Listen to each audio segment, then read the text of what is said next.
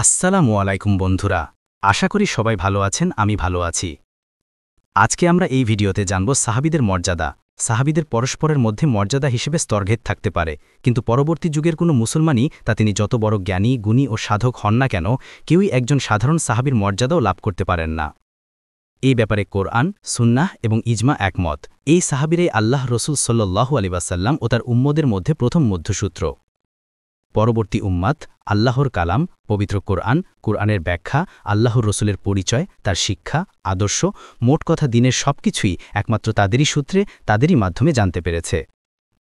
সুতরাং এই প্রথম সূত্র উপেক্ষা করলে, বাদ দিলে অথবা তাদের প্রতি অবিশ্বাস সৃষ্টি হলে দিনের মূল ভিত্তি ধসে পড়ে।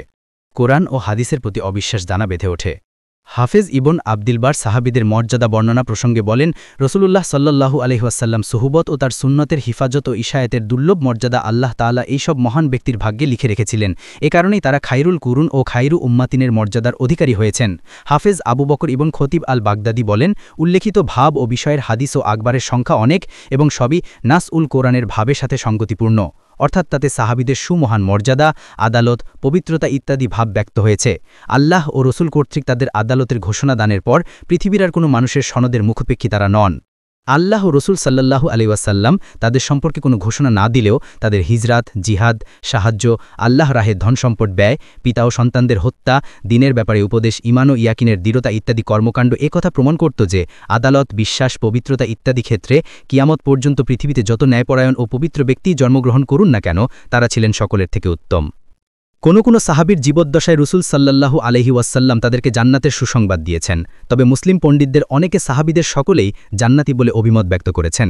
ইবনে হাজার আল ইসাবা গ্রন্থে স্পেনের ইমাম ইবেন হাজামের মন্তব্য উদ্ধৃত করেছেন। তিনি বলেন, আস সাহাবাতু কুল্লুহুম মিন আহলিল জান্নাতি কাতান। সাহাবীদের সকলেই নিশ্চিতভাবে জান্নাতি।